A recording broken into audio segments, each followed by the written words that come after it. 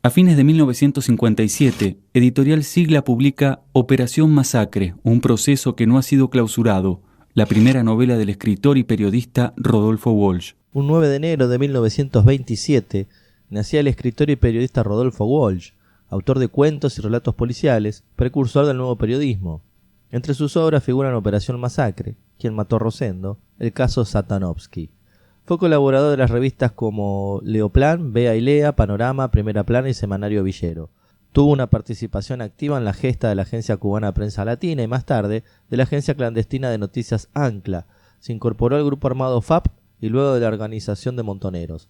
Fue asesinado por un grupo de tarea de la ESMA luego de enviar una carta abierta a la Junta Militar denunciando los crímenes cometidos por la dictadura. Desde 1951 a 1961, Rodolfo Walsh trabajó para diversas revistas. Por aquellos años publicó las antologías 10 cuentos policiales argentinos y Antología del Cuento Extraño. Tanto las ediciones del 76 como la de 2014 reaparecieron en 4 tomos. Para 1953 salió su primer libro, Variaciones en Rojo, que contiene 3 novelas cortas del género policial, del que era muy aficionado y con la que obtuvo el primer Premio Municipal de Literatura de Buenos Aires. Esta obra está dedicada a Elina Tejerina, su primera mujer y madre de sus 2 hijas, Victoria y Patricia. El argumento de Operación Masacre trata sobre los fusilamientos de junio del 56, cuando 14 civiles inculpados de participar en el levantamiento armado que pretendía restituir a Perón en el poder son llevados a un basural de José León Suárez para ser ejecutados ilegalmente. Para 1959, Walsh viajó a Cuba, donde junto con sus colegas y compatriotas como Jorge Massetti, Rogelio García Lupo y Gabriel García Márquez, fundarían la agencia Prensa Latina. Para 1960 interceptó por accidente y logró descifrar con un manual de criptografías las comunicaciones secretas entre la CIA y agentes de Guatemala sobre los preparativos para la invasión a Playa Girón. Desde su regreso en Cuba, en el año 61, siguió viviendo en Loreley, la casa alquilada en el Delta del Tigre, donde escribió la primera versión de Operación Masacre. En aquellos años publicó también 2 obras de teatro, La Granada y la Batalla, y sus colecciones de cuentos más célebres, Los Oficios Terrestres en 1965 y Un Kilo de Oro en 1967. Ese mismo año también conocería a Lilia Ferreira, quien sería su compañera hasta su desaparición.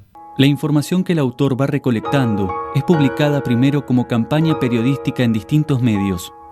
La narración muestra un estilo austero y directo e introduce la novedad de utilizar procedimientos novelísticos para relatar hechos reales. Para 1968, Walsh trabajó en la revista Panorama y durante la dictadura de Onganía fundó el semanario de la CGT de los argentinos que dirigió entre 1868 y 1970.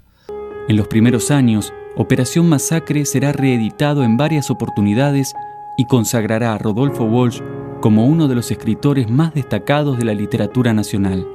Entre 1976 y enero del 77, Walsh, que tenía grado oficial, primero bajo los nombres de Guerra Esteban o Neuros, escribió 5 documentos internos criticando punto por punto varios documentos autocríticos emitidos por la conducción de Montoneros en esos días. Estos documentos internos, conocidos como los papeles de Walsh, se encuadran en la redacción simultánea de la célebre Carta Abierta de un escritor a la Junta Militar, fechada un día antes de desaparecer, el 25 de marzo de 1977. Ese 24, mientras Montoneros debatía las críticas formuladas en los papeles, Walsh envió a las redacciones de los diarios su célebre Carta Abierta de un escritor a la Junta Militar, calificada por Gabriel García Márquez como una obra maestra del periodismo. El texto de Walsh es un texto pavoroso. Les habla a los miembros de la Junta en primera persona. Les habla sobre su hija muerta combatiéndolos unos meses antes. Les habla del cuadro de exterminio, del terror más profundo que ha conocido la sociedad argentina, de las desapariciones, de los campos de concentración, de los miles de habeas corpus rechazados, de la tortura absoluta, intemporal y metafísica, la coordinación de la represión con otros países sudamericanos y Estados Unidos en conjunto, la ilegitimidad del gobierno y la política antipopular que estaban ejecutando.